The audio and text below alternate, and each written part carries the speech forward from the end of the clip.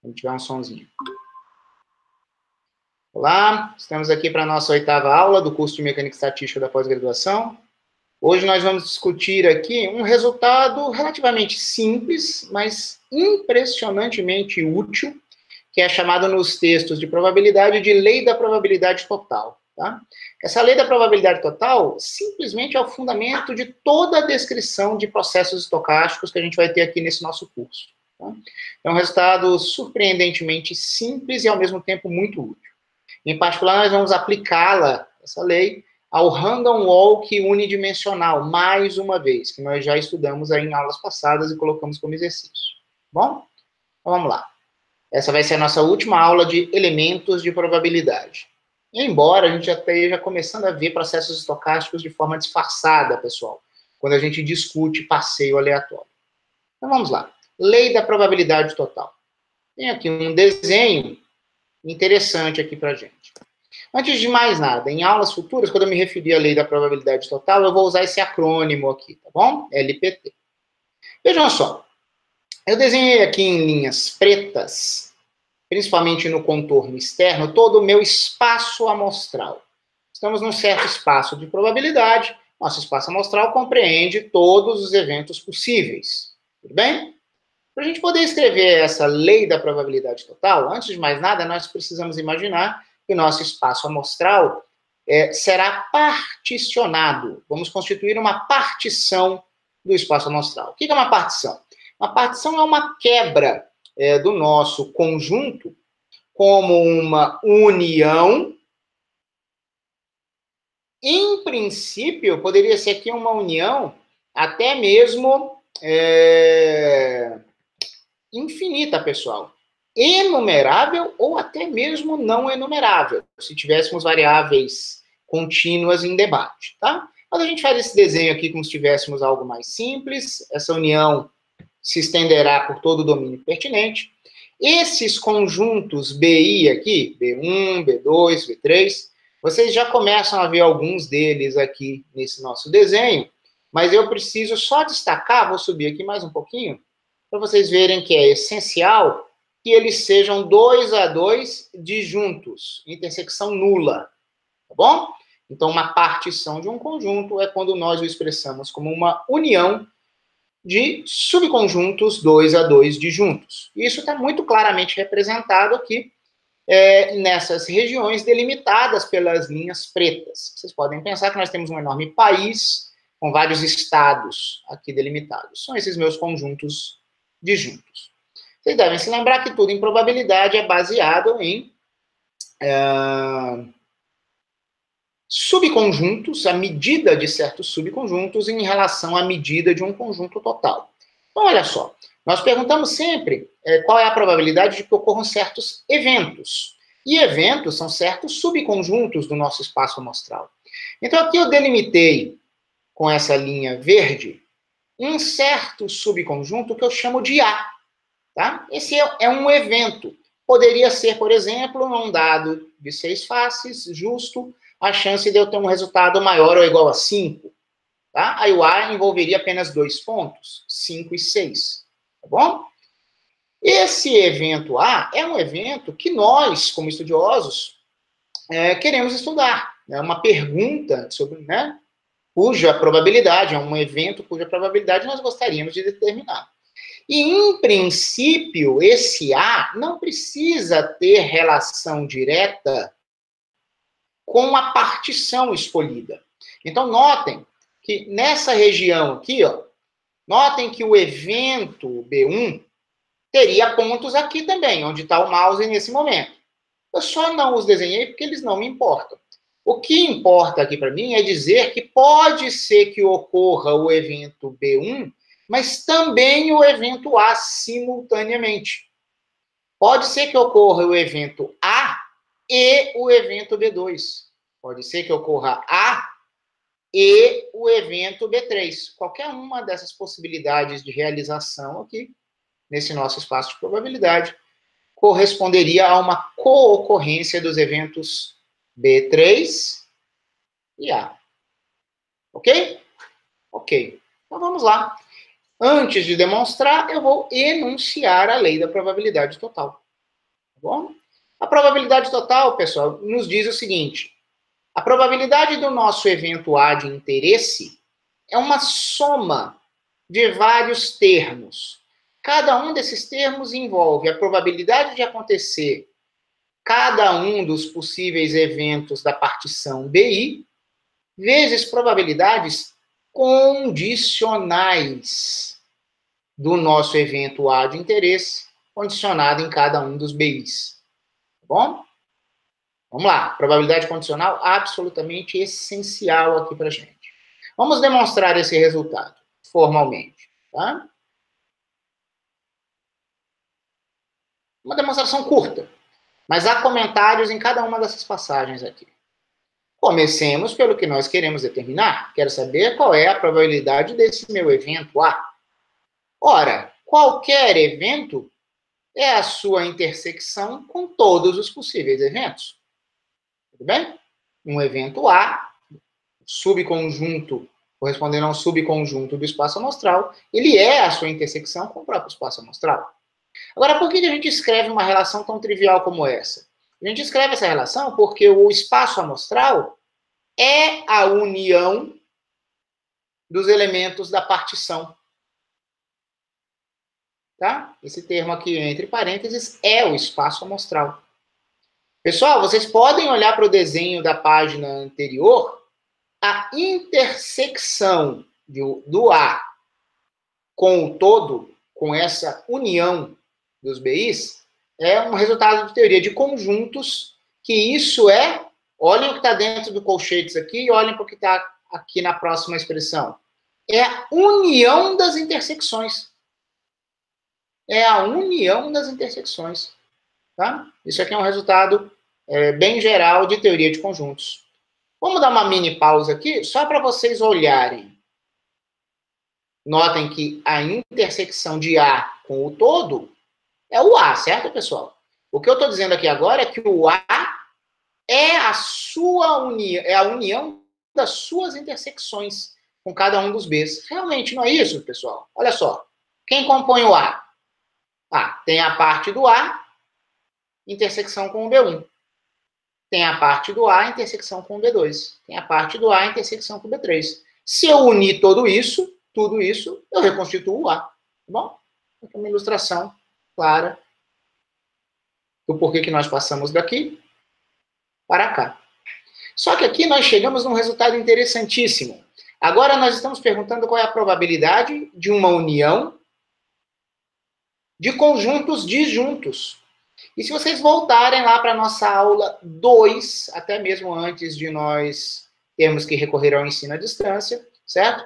Que faz parte da axiomática da probabilidade, que a probabilidade da união de eventos disjuntos é a soma das suas probabilidades. Ou, usando uma linguagem bem simples, é a regra do ou. Tá? Quando você tem eventos mutuamente exclusivos, a probabilidade de que ocorra um ou outro é a soma das respectivas probabilidades. Então, a probabilidade da união de disjuntos é a soma dessas probabilidades. Pessoal, eu estou escrevendo intersecção porque eu não estou falando de variáveis aleatórias, estou falando de eventos, é uma linguagem pré-variáveis aleatórias. Isso aqui é um E. A gente tem usado uma vírgula no lugar dessa intersecção aqui, quando nós temos distribuições conjuntas de variáveis aleatórias. Ora, pela definição de uma probabilidade condicional, uma condicional é uma conjunta dividida por uma marginal. Se a gente inverter essa relação, uma conjunta é a condicional vezes a marginal. Pessoal, isso aqui é pegar cada parcela do somatório e aplicar a ela a definição de probabilidade condicional. Está demonstrada a nossa lei da probabilidade total. A probabilidade de um certo evento é uma superposição de probabilidades parciais, quando você condiciona o seu evento a outros eventos. O detalhe, pessoal, é que esses BIs, eles são arbitrários. Voltemos para a figura. Nós temos liberdade para particionar o espaço amostral com essas fronteiras aqui em preto, como nós quisermos. Nós não precisamos nos limitar a um único tipo de pergunta. Então, voltando por exemplo do dado simples de 6 faces, justo, eu poderia particionar, por exemplo, par e ímpar, tá? Seria um B1 e um B2. E aí eu poderia perguntar, qual é a chance de eu ter um múltiplo de 3? Isso seria a chance de eu ter um múltiplo de 3, dado que é par, vezes a probabilidade de ser par, mais a probabilidade de eu ter um múltiplo de 3, dado que o resultado é ímpar, vezes a probabilidade de ser ímpar. Então, eu escolhi B1 e B2 como sendo par e ímpar. Mas eu podia ter perguntado qual é a probabilidade de ter um múltiplo de 3, condicionando em ser múltiplo de 2 ou não. Qualquer número, qualquer resultado do dado, eu falei, peraí, par ou ímpar. Tá, eu poderia ter dito menor ou igual a 3 ou maior ou igual a 4. Eu podia ter usado esses dois caras que eu acabei de mencionar como sendo B1 e B2. O que será relevante em cada problema? Em cada problema, a escolha desses Bs da pergunta que você faz pode te levar a probabilidades condicionais mais facilmente determináveis ou não. Você deve explorar essa sua liberdade de escolha da partição para que você tenha expressões mais tratáveis. Essa é a arte da modelagem. Somente resolvendo diversos problemas você consegue aprender a fazer isso de forma pertinente. Em processos estocásticos, que serão distribuições de probabilidade evoluindo no tempo, nós tipicamente vamos condicionar o estado do sistema em um instante em todos os possíveis estados do sistema no instante anterior, porque nós teremos regras probabilísticas de evolução temporal. Bom, aí você não precisa ter tanta experiência assim, vai ser mais natural a construção. Então vamos lá. Essa técnica, a lei da probabilidade total, ela é usada, portanto, para que a gente incorpore informação e possamos manipular essa informação de uma forma eficiente nos nossos tratamentos analíticos ou computacionais. E ela é a base para a construção de todos os processos estocásticos. Importantíssimo. Então vamos ver um exemplo. Vamos estudar mais uma vez um problema cuja solução já conhecemos, que é o problema do passeio aleatório unidimensional, random walk 1D. Tá bom? Vamos relembrar. Em aulas passadas, vocês me viram designar a posição do andarilho ou do bêbado após N passos como SN. Tá bom? E aqui eu vou adotar uma notação um pouco mais compacta, que é o seguinte: chamarei de PKN a probabilidade da posição do andarilho após N passos ser K, a posição K. Tudo bem? Então, isso depende de K e de N. Chamarei essa probabilidade de PKN. Tá? Qual é a relação disso com a lei da probabilidade total? Pessoal, essa observação aqui, entre linhas pontilhadas, é um pouco mais abstrata, porque eu expressei a lei da probabilidade total em termos de eventos. E a gente já está há algum tempo trabalhando com variáveis aleatórias, tá bom? E eu vou querer escrever a lei da probabilidade total para variáveis aleatórias. Mas vocês lembram, quando eu apresentei o conceito de variáveis aleatórias para vocês, probabilidade de que uma certa variável aleatória assuma um certo valor é a probabilidade de todos os eventos para os quais nós teríamos associado aquele valor. Então, olha só. Quem vai fazer o papel do A na minha lei da probabilidade total é todo o conjunto de eventos elementares do meu espaço amostral, são todos os caminhos estocásticos, tal que a posição final após N passos de cada um desses caminhos aleatórios seja K. Tá? E o que eu vou chamar de BI, como um evento, serão todos os possíveis caminhos, tais que a posição naquele caminho de N passos, mas quando eu olho a posição no penúltimo passo, essa posição seria I. Eu quero, então, relacionar A condicionado com BI. É isso que eu vou construir aqui embaixo com a lei da probabilidade total. Qual é a chance de eu estar numa certa posição após N passos, sendo que com um passo a menos eu estava em outras posições. Essa é a minha escolha dos BIs aqui, tá bom? Eu ressalto que aqui cada possível passeio de N passos será um dos meus eventos elementares. Tá? É um espaço amostral de caminhos, todos de N passos. Tá? Se eu somar a chance de todo e qualquer caminho, eu chego em 1, não chego? Vejamos. Olha só. A lei da probabilidade total, expressa em termos das variáveis aleatórias do meu passeio aleatório, será assim. Probabilidade de que a posição final do walker, após N passos, seja a posição K, será a soma em todas as possíveis posições após N menos 1 passos. Esse cara faz o papel do meu BI. Então, eu faço a probabilidade de A condicionada em BI, vezes a probabilidade de cada BI. Tá bom? É só identificar quem eu chamei de A, quem eu chamei de B, os eventos aqui dessa forma. Só estou expressando em termos de variáveis aleatórias. Vamos abrir um pouquinho essa expressão. De que forma, pessoal?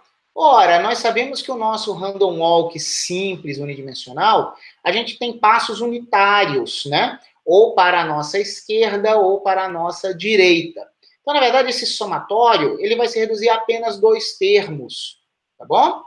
Se eu quero estar na posição K após N passos, necessariamente, ou eu estarei na posição K menos 1, ou na posição K mais 1, deixa eu subir aqui um pouquinho, na posição K mais 1, no instante anterior. Eu não posso nem mesmo estar na própria posição K, porque eu sei que eu saio, eu não tenho permanência nesse nosso modelo simples de random walk. Então, esse nosso somatório se reduz a apenas 2 parcelas. Então, notem que nessas 2 parcelas, I concretiza-se como K menos 1, ou K mais 1. Certo? Pessoal, qual é a probabilidade de eu estar numa casinha de, né, posição K menos 1, após N menos 1 passos, perdão, e ir para a casinha à direita dela, casinha K, com mais 1 passo? Isso é a probabilidade de eu dar um passo para a direita. E nós já chamamos essa probabilidade de transição de P. No nosso random walk, é tradicional a gente chamar de P a probabilidade da gente ir para a direita. E notem que o que aparecia aqui, multiplicada por essa probabilidade de transição, é a probabilidade de estar na posição K menos 1 em N menos 1 passos. Horas, mas eu já dei um nome para um objeto como esse. Certo? Seguindo essa notação aqui, este camarada, ele é PK menos 1, N menos 1. Chance de, após N menos 1 passos, eu estar na posição K menos 1. Na verdade, o próprio lado esquerdo dessa sequência de igualdades aqui já é o objeto que eu tinha definido, PKN. A segunda parcela, expressa pela nossa lei da probabilidade total, traz algo parecido. Essa é a chance de eu estar na posição K mais 1 após N menos 1 passos. Aqui estamos. Só que agora essa probabilidade de transição, eu estaria na posição K mais 1, com uma certa quantidade de passos. Mais 1 passo, eu vou para a posição K. Isso significa andar para a esquerda. E nós, tradicionalmente, temos chamado 1 menos P de quê? A probabilidade de eu dar um passo para a esquerda. Tudo bem? Então, essa é uma relação de recorrência de 2 índices, porque envolve posições e número de passos, ou tempo discreto.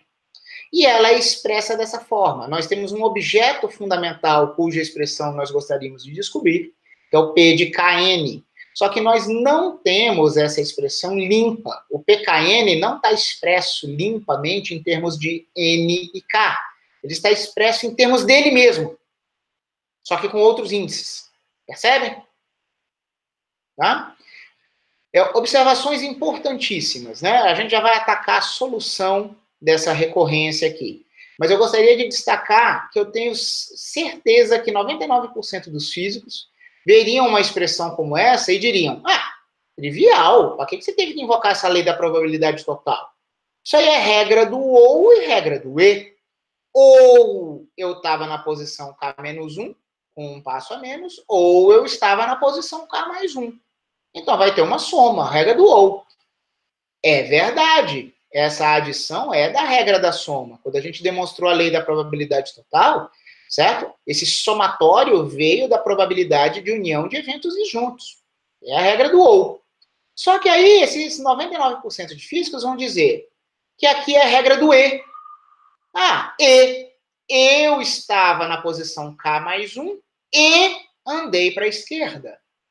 Eu estava na posição K menos 1 e andei para a direita.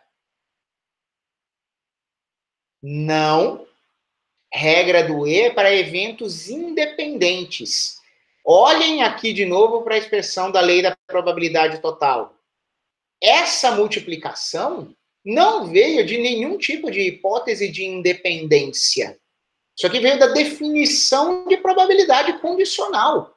Porque nós tínhamos conjuntas, e conjuntas puderam ser expressas em termos de condicionais. Deixa eu voltar lá para a demonstração lá em cima. Não foi essa passagem aqui, ó? Não tem hipótese de independência estatística aqui. Esse produto surge da definição de condicional, que a relaciona com uma distribuição conjunta. Não é regra do E. Tá? Não é regra do E. Essa multiplicação. Só aparece regra do OU aqui. Tá? Então, vamos lá. Dada essa observação, isso é mais importante do que parece, tá, pessoal? É conceito aqui. O que nós queremos fazer? Nós temos que perceber que nós temos, pessoal, uma EBP discreta. Do mesmo jeito que uma equação de recorrência em um único índice poderia ser visto como uma certa equação diferencial ordinária em uma única variável, uma equação de recorrência envolvendo dois índices, na verdade, é uma EDP discretizada, de alguma forma. Temos aqui as variáveis posição e tempo. Tá? A gente vai, no final da aula, fazer um limite do contínuo para isso aqui. Mas vamos tentar resolver esse cara aqui no discreto primeiro. Bom? Como que a gente resolve isso? Usando uma família de funções geradoras ou de funções características. Tá bom? Apesar das nossas grandezas serem discretas. Só mais um comentário, só para eu não perder, tá? Pessoal, nós já sabemos resolver o random walk.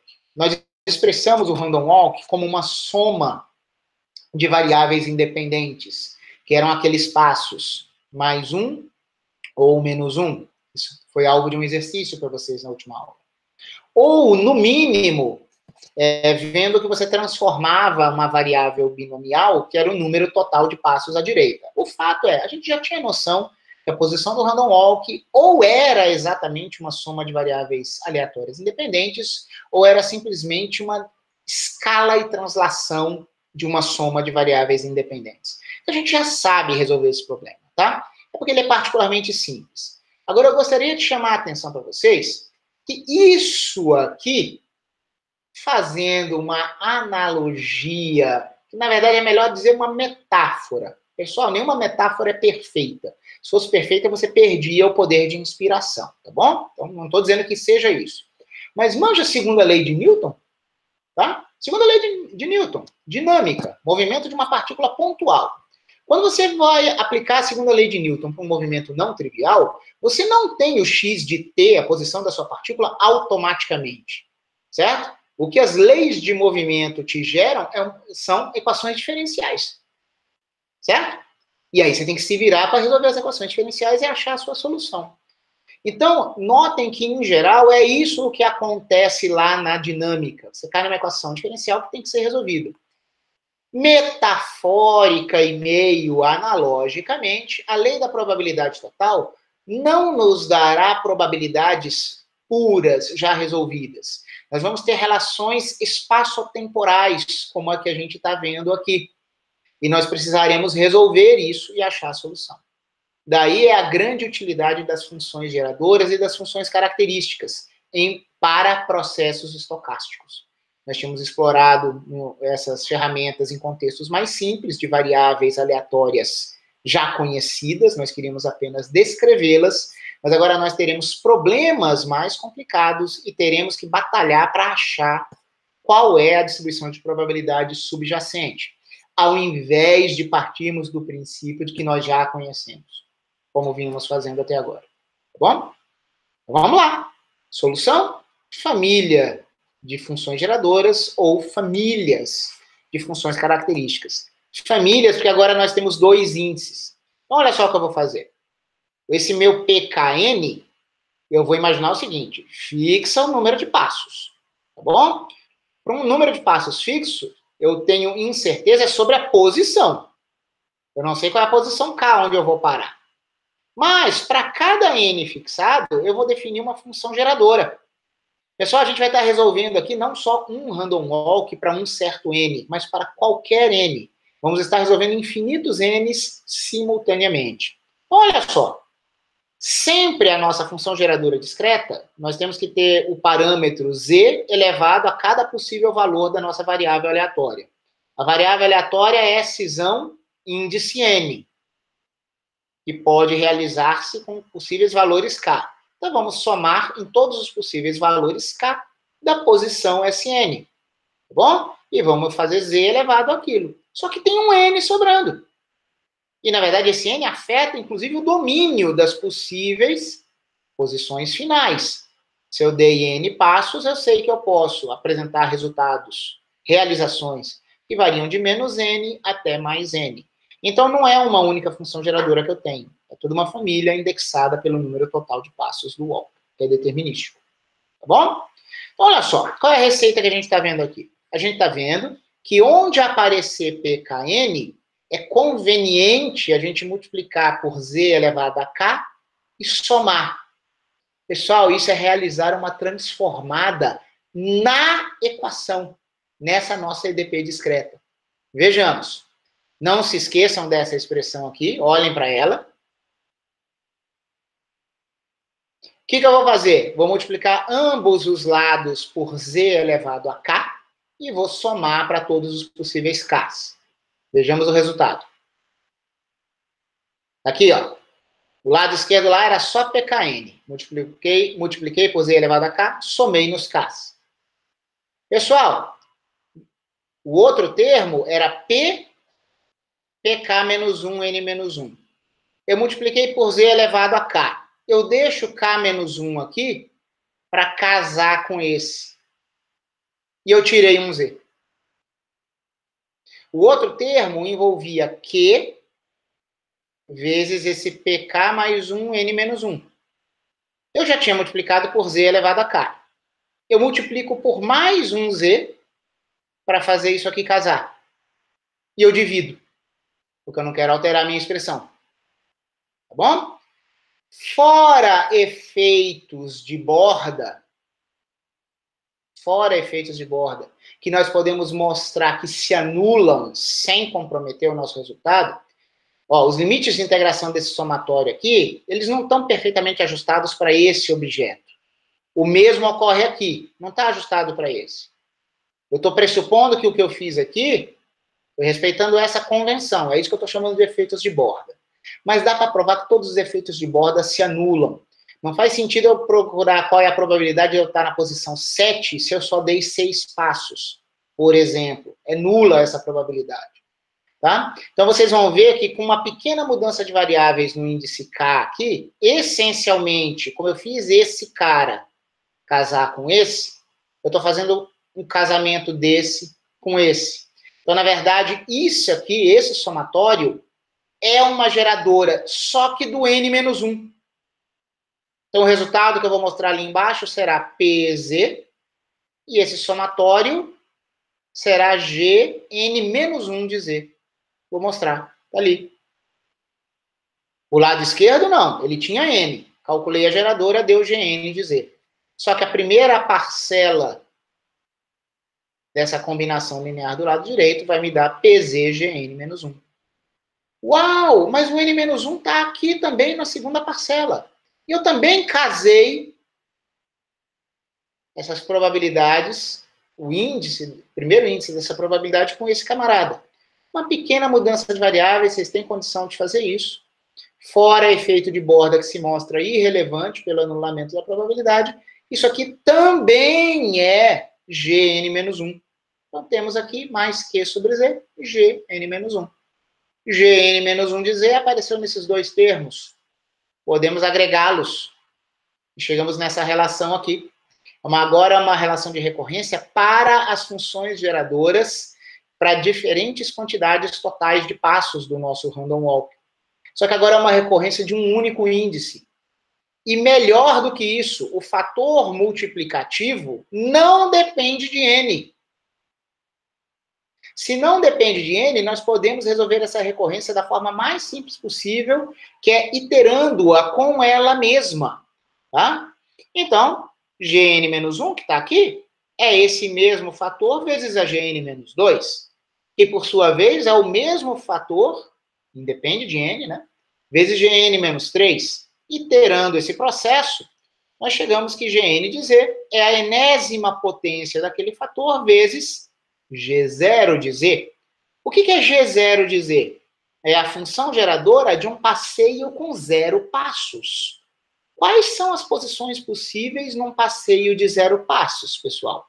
A única posição de probabilidade não nula é a posição 0. Tudo bem? Se eu dei 0 passos, a probabilidade de eu estar na posição K é 0 para qualquer posição que não seja o próprio 0. Eu não andei. Então, se vocês usarem esse PK0 para calcular essa G0 de Z, vocês vão ver que ela é uma função geradora constante igual a 1. Então, a nossa conclusão é que a nossa Gn de Z é essa enésima potência daquele fator que nós tínhamos. Tá bom? Nós achamos a geradora da nossa variável Sn. Talvez eu pudesse ter chamado G de Sn aqui. Tá bom? Porque é a função geradora da variável aleatória, a posição do walker após n passos. É isso aqui. O que nos resta fazer? Expandir em Taylor, coletar coeficientes para nós sabermos qual é a probabilidade de cada posição final do walker. Pode ser que vocês preferissem trabalhar com funções características, apesar da posição do walker ser uma variável discreta. Vocês devem se lembrar que basta trocar Z por E, A e K. Quando a geradora existe, basta você fazer isso e você tem agora uma função característica. Só que notem que esse Z no denominador aqui vai constituir um termo E a menos IK. Como que eu inverto uma função característica? Transformada de Fourier inversa. Tá bom? Então, para vocês não poderem brigar comigo dizendo que eu nunca mostrei isso para vocês, eu vou resolver esses dois problemas e chegar na mesma única resposta que já era acessível para a gente antes. Qual é a solução discreta? Pessoal, notem que essa expressão aqui, ó, a gente pode tirar o mínimo múltiplo comum. Veremos a emergência de um z quadrado aqui, sobre z embaixo. Tá vendo esse z embaixo? Ele é z a menos n, não é? Deixa ele separado e expande o binômio só do numerador. E aí todo mundo vai estar multiplicado por z a menos n. Tá aqui o teorema binomial, somatório, combinação de n e aí, iésima potência da primeira parcela da soma. Então, isso vai dar p elevado a i, z a 2i, p a i, z a 2i. Uau! Tinha um z a menos n perdido lá fora, né? Que nem entrava no binômio. Já põe ele aqui. E a segunda parcela do binômio fica elevada a n menos i. Tá aqui. Teorema binomial. Simplesinho, bonitinho. Agora, o máximo que a gente pode fazer, que pode parecer um passo dispensável, mas organiza o pensamento, é... Não, mas espera aí, Léo. Como é que é?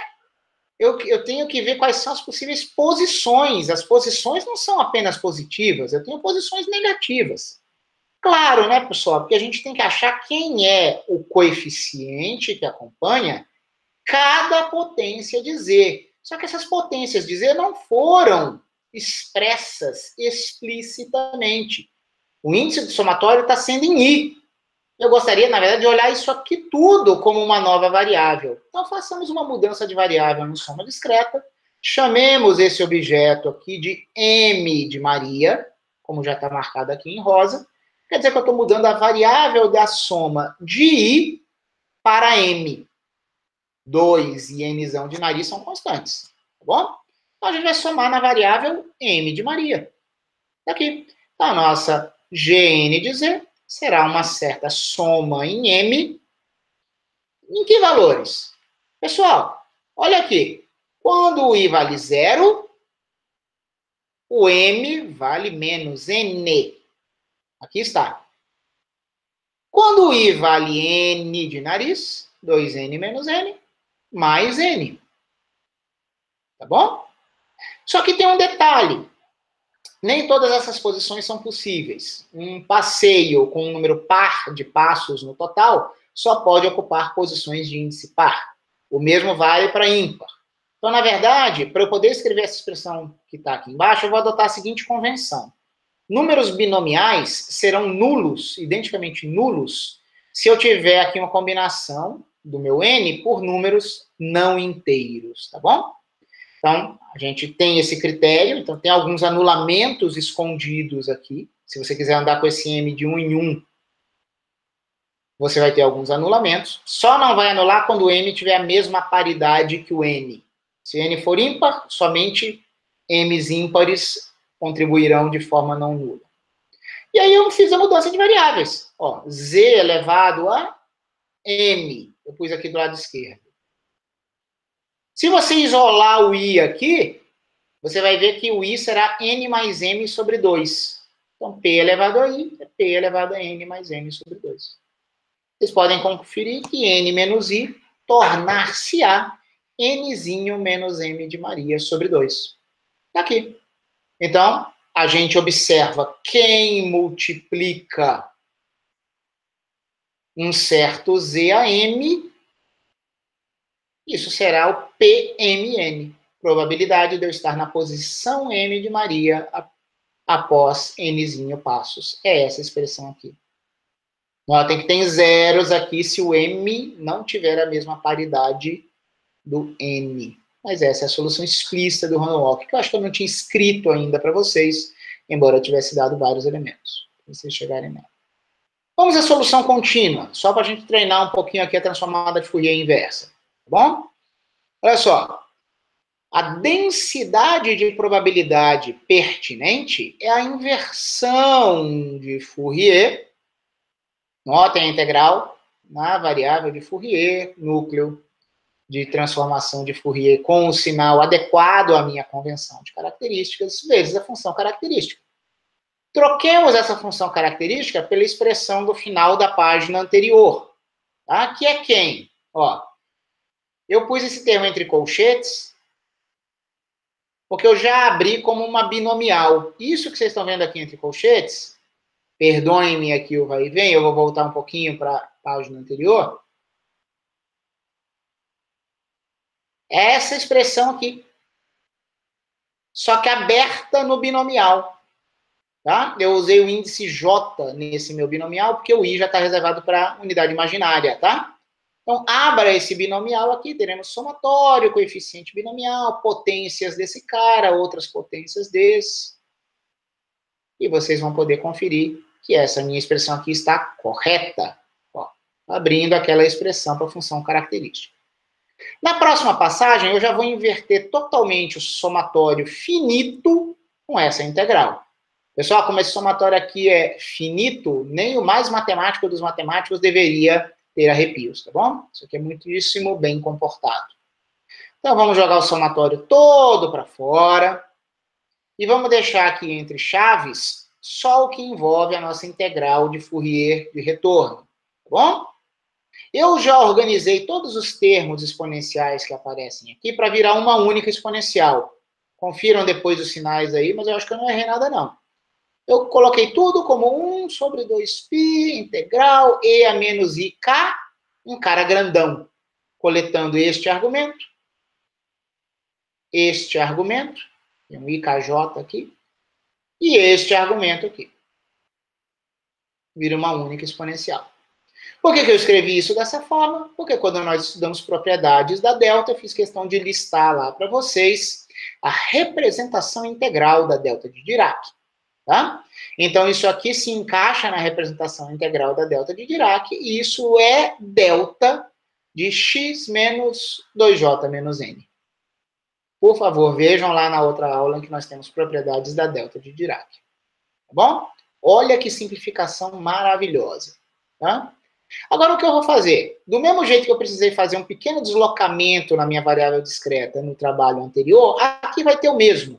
Então, eu vou chamar 2j menos n de m. É muito... Na verdade, é a mesma mudança que eu fiz lá em cima. Tá? Então, toda vez que eu tiver j, eu vou trocar por m. Não só aqui dentro, essa delta, mas aqui, aqui, aqui, aqui. O resultado, vocês podem verificar depois, será soma em m de menos n a n de termos dessa forma que tem a mesma forma lá de cima. Só que formalmente, como o que eu estou querendo construir agora é uma densidade de probabilidade, é claro que ela é uma superposição de pesos probabilísticos vezes todo um trem de deltas de Dirac na reta real, tá? Concentrando a massa probabilística nessas posições. Só que vocês identificam que o PMN é o mesmo da abordagem anterior. Só que a gente pode tratar um exemplo explícito aqui de inversão de Fourier. Tá? Espero que vocês apreciem. Então, era isso que eu tinha que falar sobre o uso direto da lei da probabilidade total. Ela gera para mim algum tipo de equação diferencial, tipicamente parcial, que a gente resolve por métodos de transformadas, como são a transformada de Fourier, ou a função geradora, no caso discreto. Muito parecido com equações diferenciais que surgem da segunda lei de Newton e que devem ser resolvidas, para que nós tenhamos trajetórias explícitas x de t de partículas pontuais em física 1. Ou mecânica clássica, né? Dificilmente a gente resolve equações diferenciais na física 1. Nós somos um professor muito iluminado. Vejamos, eu só quero mostrar aqui de forma complementar uma consequência disso aqui, não é uma ilustração da lei da probabilidade total, diretamente, mas eu vou usá-la para a gente motivar parte dos nossos futuros estudos de processos estocásticos. Essa aqui, pessoal, é a expressão do random walk unidimensional, mas quando a gente diz explicitamente que cada passo discreto corresponde a um pequeno passo Δx, para a gente poder dar andamento a um processo limite. E cada passo temporal, que a gente contava mais um, né, mais dois, mais três, até n passos, tem relação com pequenos passos temporais dessa forma. Então, ó, essa expressão aqui, que antes eu tinha chamado de PKN, K era posição, N era tempo, eu vou chamar de P de xt. A probabilidade de eu estar nesta posição após ter transcorrido um tempo t é a probabilidade de eu estar numa posição um pouquinho à esquerda, num instante um pouquinho anterior, vezes aquela probabilidade condicional de transição, que é a probabilidade de eu dar um passo para a direita. Ou seja, essa posição vai ganhar mais Δx e virar x, quando o tempo é acrescido de mais Δt para virar t. Só que podia ser que eu estivesse numa posição um pouquinho à direita de x.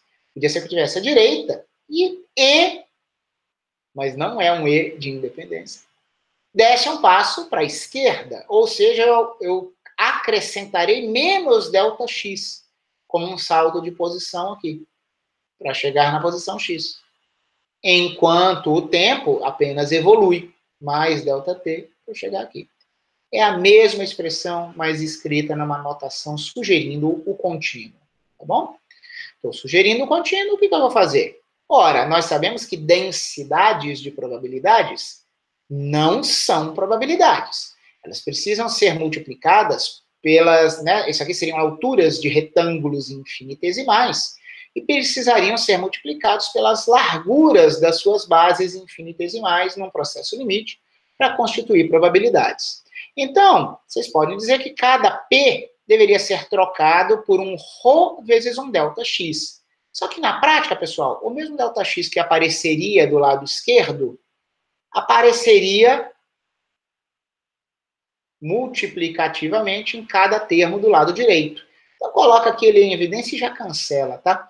Aqui vai virar uma relação entre as densidades. Só que agora que a gente está falando de densidades, nós vamos já encaminhar para o contínuo, vamos falar claramente que temos densidades que são funções de duas variáveis. Tá bom? Claro que estamos falando de um processo limite, em que nós poderemos expandir essas nossas densidades, imaginando-as bem comportadas, tá bom? Em relação à primeira derivada, segunda derivada, parcial, tá? Em qualquer variável. Então vamos lá. Vamos ver o que essa nossa expansão de Taylor em duas variáveis nos dá. Mantenhamos esse ρ aqui. Finjam que vocês não estão vendo esse cancelamento em verde aqui num primeiro momento.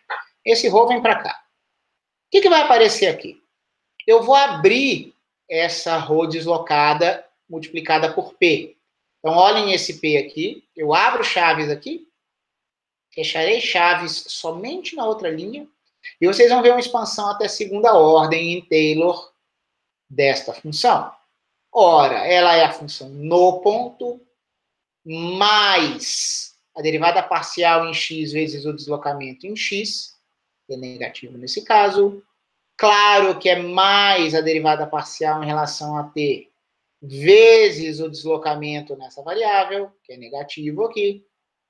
Mais, vamos aos termos de segunda ordem. Mesmo que tenhamos negativos, os quadráticos puros serão positivos, de uma forma aqui muito bem conhecida. Eu acho que eu perdi um fator 2. Eu marquei bobeira, deveria ter um 2 aqui nessa expressão, tá bom? Para o termo misto. Tá? Tem um fator 2 aqui. Mas como ele vai sumir do resultado final, não vai afetar o resultado final. Mas está errado, eu perdi um 2 aqui. Tá? Vamos consertar depois. Notem apenas que tem um menos ΔX e um menos ΔT, porque estão vindo esses dois caras daqui e daqui. Bom? Tudo isso, pessoal, foi só essa ρ vezes esse P. Falta expandirmos Taylor, segunda ordem, duas variáveis, essa expressão. Que é multiplicada por quê? Vamos a ela. Função de duas variáveis no ponto de referência. Derivada parcial em x, deslocamento em x. Notem o sinal, está correto. Derivada parcial em relação a t vezes o deslocamento temporal, pertinente. Termos quadráticos. Termo misto. Agora os sinais são opostos aqui. E faltou um 2 novamente. Tá bom? Vamos lá. Como eu escrevi um igual, pessoal, eu deveria escrever qual é o erro. Não vou escrever ordem de alguma coisa aqui, porque com duas variáveis fica um pouco mais deselegante. Vou escrever que é um erro que tenderá a zero no processo limite que a gente vai realizar. Vejamos. Vocês vão dizer, professor, por que você foi até a segunda ordem? Fica em primeira ordem. Fica em primeira ordem, vamos resolver o problema. Né? Desnecessário. Será?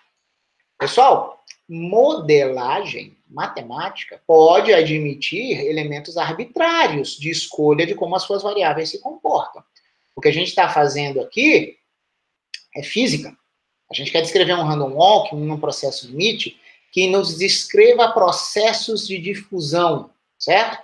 Nós queremos chegar na equação diferencial parcial da difusão ou do calor. Então, nós precisamos ver o que é necessário matematicamente nós assumirmos para que cheguemos a esse objetivo. Continuemos, então. Vamos imaginar o que aconteceria se nós parássemos em primeira ordem, tá bom? Então, dê uma pausa nesse desenvolvimento. Calma, primeira ordem. Pessoal, deixa eu subir um pouquinho. Estão vendo esse ρ de x de t aqui? Agora olhem para os cancelamentos em verde. P mais Q é igual a 1. Então, na verdade, a gente tem um ρ de xt do lado esquerdo, desculpem-me, e temos um ρ de xt puro do lado direito. Esses termos se cancelam. Então, eu vou dizer que do meu lado esquerdo, né, sei lá, eu teria 0. Vamos agregar os termos lineares. Tá vendo esse ΔT aqui, ó? Olha só. Menos ΔT vezes P. Olha para o outro termo. Menos ΔT vezes Q. Uau, vai dar P mais Q também, que é 1. Então, na verdade, esse termo aqui, mesmo tendo um pré-fator de P, somado com este outro termo aqui, mesmo com um pré-fator de Q, vão gerar menos ΔT rho T. Joga para o lado esquerdo, que tinha ficado um zero lá com o cancelamento do rho de xt. Então é esse camarada aqui, ó, ΔT rho de T. Tá bom? Do lado direito, nós vamos deixar o termo de primeira ordem apenas em x. Vejamos, aqui tem algo diferente acontecendo. Aqui, os termos em x, lineares em ΔX, têm sinais opostos. Então, não teremos P mais Q. Pelo contrário, nós veremos menos P menos Q vezes ΔX vezes rho de x. Tá bom? Então, se nós quiséssemos realmente truncar essa nossa expansão em primeira ordem, nós teríamos essa relação. Essa relação, pessoal, não é satisfatória. Sabe por quê? E a primeira coisa que vocês poderiam imaginar é, parece um dipolo elétrico. Deixa eu fazer a magnitude da carga envolvida aí para infinito e a separação entre o mais Q e o menos Q tender a zero.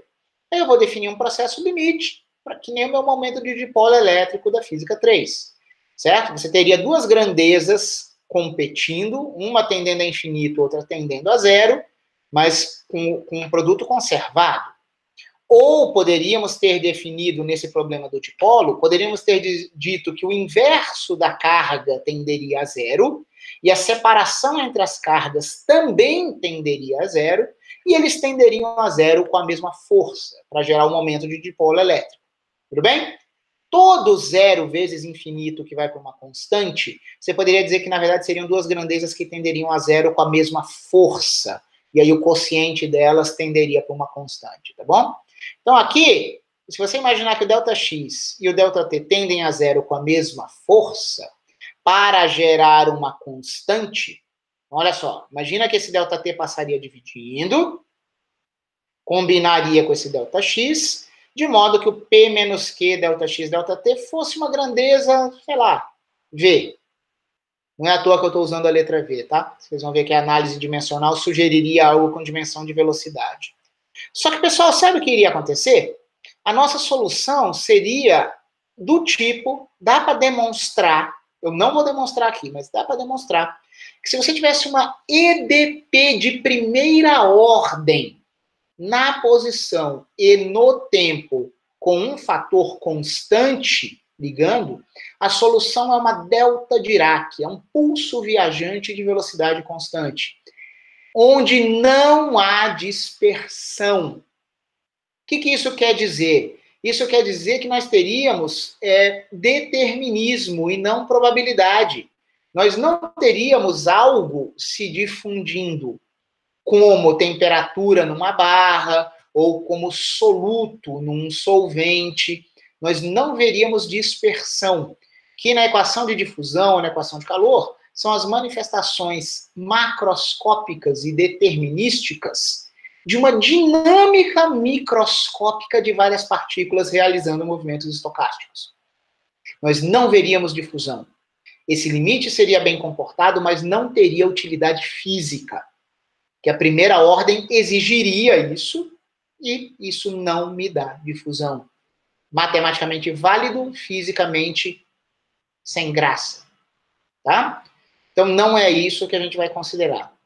A gente vai ter que considerar algo que talvez seja o primeiro limite exótico. Não é tão exótico assim, tá, pessoal? Mas muita gente nunca viu isso quando chega nesse ponto. E se acontecesse de ΔX e ΔT não tenderem a zero com a mesma força? E se o ΔT tender a zero mais fortemente? De modo que eu precise pegar o ΔX e elevar ao quadrado, que é aumentar a velocidade de anulamento dele, para que houvesse uma competição justa. Notem, se fosse isso, então, essa grandeza que tendesse a uma constante, quando o ΔX tendesse a zero e ΔT tendesse a zero. Será que teríamos esperança? Nós temos uma motivação para isso. Sabe por quê? Nós vimos que a variância de uma binomial é proporcional a n. Apesar da variância ser uma grandeza quadrática na posição, ela escala linearmente no número de passos dados, que é o tempo. quadrático na posição, proporcional ou escala com linear no tempo. Isso já aparecia das nossas somas de variáveis aleatórias para descrevermos o random walk. Então, isso aqui não é algo tirado da cartola tão magicamente assim. Vejamos. Será que isso resolve nossos problemas? Vamos reorganizar os resultados? Ó, eu vou voltar para essa expressão aqui. Vou reescrevê-la de uma forma um pouco mais simples e organizada. Vamos lá. Ora, lembra que aquele ρ de xt cancelou? Ficou zero lá. Eu deixei os termos lineares todos do mesmo lado. Eles vão ter essa cara aqui. Bom? E eu agreguei termos em ΔX quadrado, ΔT quadrado e ΔX, ΔT. Tá bom? Tem os P mais Q mágicos que aparecem lá nesse cara. E nesse cara. O termo misto, claro que está faltando aquele meu 2. Ele não elimina o P mais Q porque tem um sinal diferente. Tá? Mas nós teríamos isso aqui. Simplificamos bastante aquela expressão lá. Tá? Nessa hipótese que eu acabei de cogitar, que é que ΔX ao quadrado sobre ΔT tenda uma constante, olha só o que aconteceria. Imagina que a gente divide os dois lados dessa equação aqui por ΔT. Continuaríamos a ter zero do lado esquerdo, apareceria ΔX, ΔT, aqui. Esse menos ΔT ficaria sozinho, olhem a expressão lá em cima. Esse camarada aqui, ó, traria a constante D, que surgiria do ΔX quadrado por ΔT. Tá bom? Agora, olha só. Esses outros dois termos aqui, que eu segurei aqui só por fins didáticos, se você dividiu por ΔT, continuam tendo um ΔX que manda esse cara para zero. Dividiu por ΔT, continua tendo um ΔT que manda esse cara para zero. Pessoal, esses dois caras, eles poderiam, desde o começo, já ter sido incluídos no erro. Então, eu vou colocar aqui, ó, mais erro, linha. Coloquei aqui só para dizer que é uma caixa de lixo. Tem mais lixo lá dentro, mas não me importa, eu chamei de erro, linha. Tá? Aí, será que eu salvei o meu raciocínio com isso? Não. Preciso de mais um cuidado. Sabe por quê? Eu percebi que esses dois termos não importam e podem ser inseridos no erro.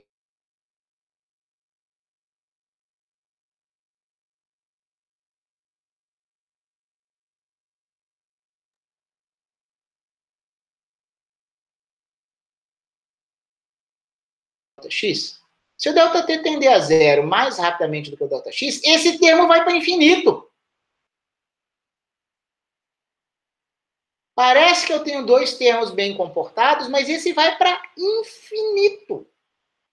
Notem que isso é diferente desses dois caras que iriam para zero, tá? Tanto que eles foram jogados no meu erro. Não, esse cara quer explodir. E se ele explodir, ferrou tudo. Nem mesmo essa hipótese aqui me salva. Nem ela me salva.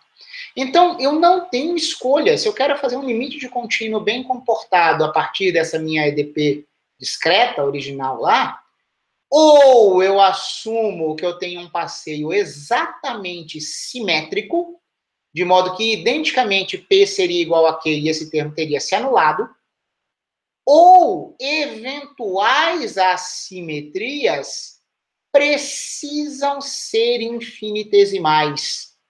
Pessoal, eu não conseguirei gerar um modelo de difusão macroscópico, determinístico, se eu imaginá-lo como um limite de um conjunto de agentes microscópicos com uma assimetria forte. Tem que ser praticamente equiprovável andar para a esquerda e para a direita. Se houver uma diferença, digamos assim, que não dependa de processos limite, eu vou virar um pulso delta Dirac e vou andar deterministicamente para um lado ou para outro. Eu não verei difusão. Para eu ver a difusão, repito, ou eu tenho simetria perfeita, ou eu preciso exigir que a assimetria do mundo microscópico tenda a zero. Tem que ser uma simetria leve, que suma no processo limite. Se isso acontecer, se esse cara for infinitesimal proporcional a ΔX, esse ΔX se combinará com esse outro, e aí sim nós teremos um empate com esse ΔT que tende a zero no denominador. Quando isso acontecer, nós teremos uma constante emergindo.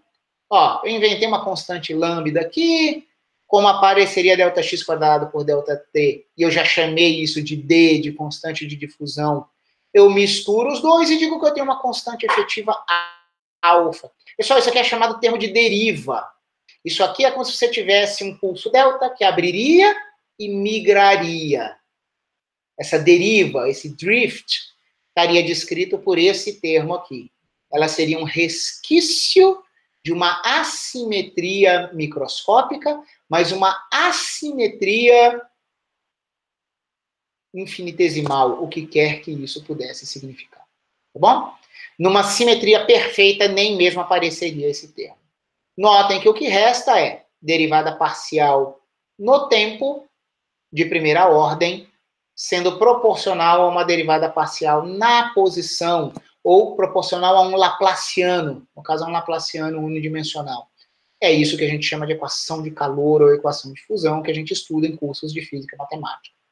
Para nós obtermos soluções dessas equações, aqui nós precisaríamos dar as apropriadas condições de contorno. Não faremos isso agora, isso aqui basta por hoje. Mas notem como a gente precisa pensar em processos limite não triviais, na verdade, dois deles, para que a gente possa fazer uma conexão micro-macro, mundo microscópico, mundo macroscópico aqui. Tá bom? Essa é a nossa equação de difusão ou do calor. Era o que eu tinha para falar para vocês hoje, só peço que vocês aguardem aqui o fim da gravação.